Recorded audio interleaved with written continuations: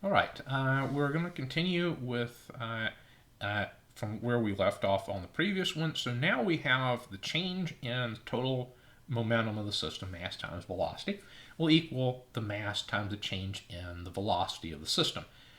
So what we're going to do with that, we're going to end up defining my velocity of the system in a way that's fairly straightforward from that. We sort of eliminate the deltas, so it's easy to check that definition where the velocity of the system is the sum of the mass times velocity divided by the total mass of the system, that is at least consistent.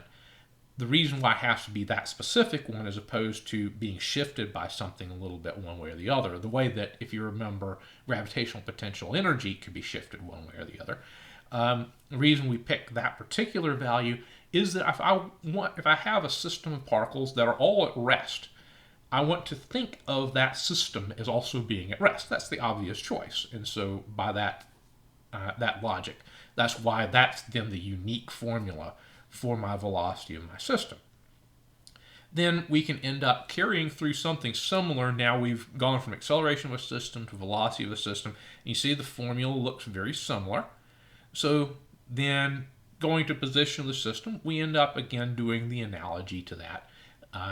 So the real technical gory details of the stuff is technically involves calculus, but it's the obvious choice. What we mean for the position of my system is just now the sum of the mass times the position of each particle divided by the total mass of the system.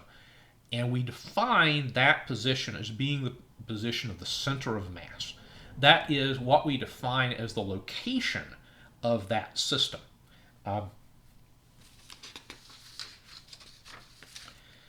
If we have something that's more continuous, so instead of it being a specific spot, if we have some kind of an extended object, let's say we take this, we'll pretend like this is a solid box, but if we had a box.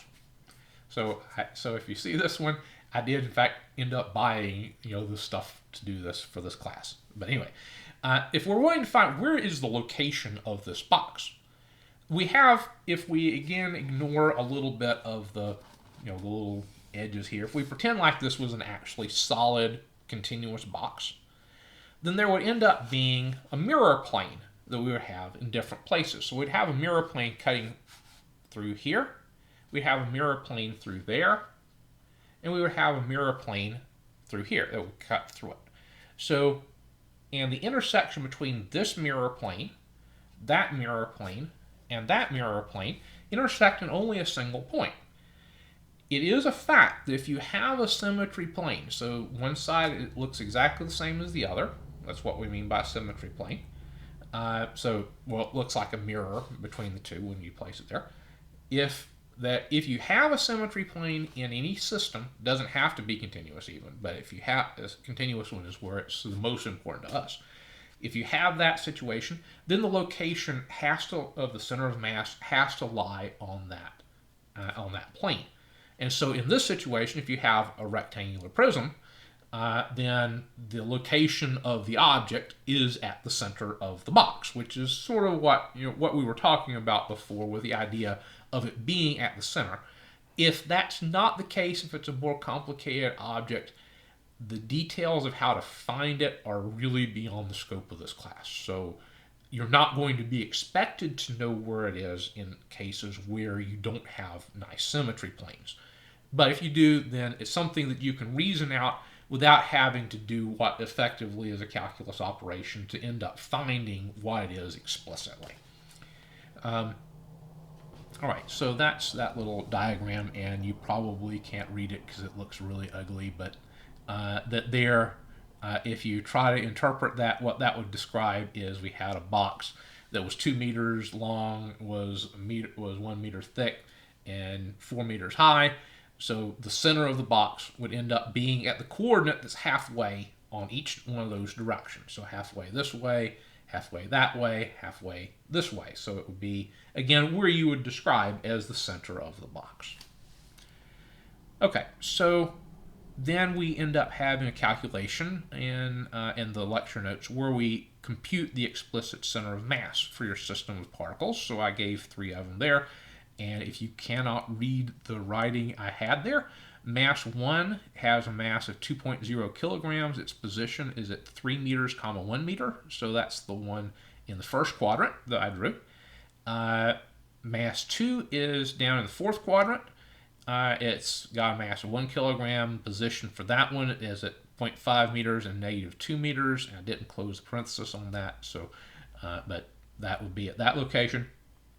And my third particle was in the second quadrant up there, so you see the mass of that was 3 kilograms. Its position was at -0.50 meters and at 1 meter. So to end up calculating my center of mass, the center of mass is the sum of the mass times position of each one divided by the sum of the masses. One of the things to be very careful on here, though, that the notation there may look like you can cancel things out. You cannot cancel anything out of that formula because the summation is of the products of the things in the top, and the sum, or you can't factor anything out of that. So you can't cancel the masses out or something like that. You end up having to calculate the product of the mass times the position for each one of the particles, add those vectors up, because again, they're vectors, and then you divide by the total mass. That's how you end up finding your components. And again, I gave you explicitly then the formulas for what follows from that as far as the positions of your centers of mass in your X and Y. And so in that situation, then I did the explicit computations there in order to understand where everything came from.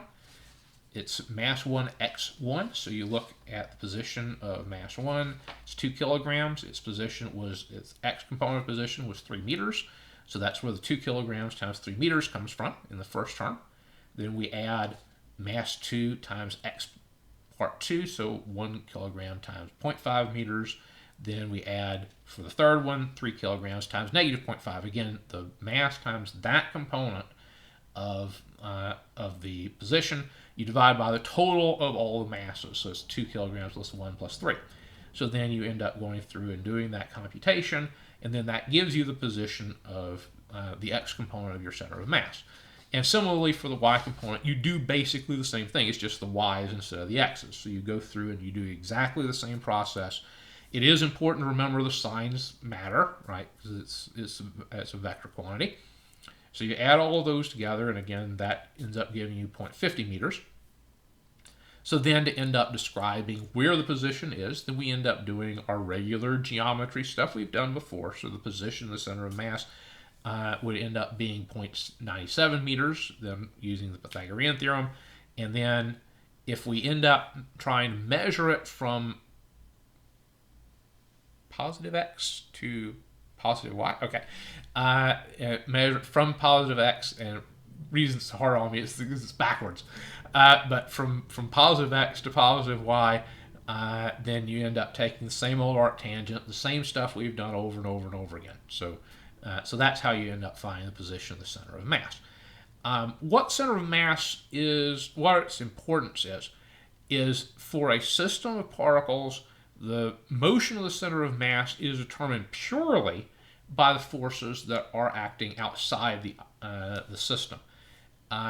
Moreover, if the whole system if the whole system has no significant external forces acting on it, then you can end up saying that the center of mass then will end up moving at a constant velocity, the same kind of way from Newton's second law, Newton's second law, or Newton's first even, would end up implying for a particle. So then it would be the system has that property instead. So then we continue on that. We end up getting the velocity of the center of mass. We explicitly call it that instead of now the system velocity, but it's the same. It's literally the same thing. And the acceleration of the center of mass then is again the same definition. In order to be able to get a little bit of a physical understanding of what we mean by a system, if you think about what happens if you fire a Roman candle in the air. So the particle will end up going up, then it shoots up in the air, and then it pops apart, right? So what you have in that situation, you have a particle that will end up going up. So it ends up going up through a trajectory, and then at some point in the process, it blasts apart. But you notice all the different pieces end up then falling down together. So falling down together, right, in free fall. And the reason why you do that, why it's that shape, is that the system is still moving in free fall, right? It's just going through its trajectory. Yeah, sorry about this because it's the backward stuff. So it follows through its trajectory in the air, and the average position of all those little things ends up being the same. And each one of them individually is now in free fall locally. So that's the reason why you get that kind of pop shape that you end up getting whenever a Roman candle explodes in the air. All right, and that is a good stopping point for this piece, so we will end up stopping here.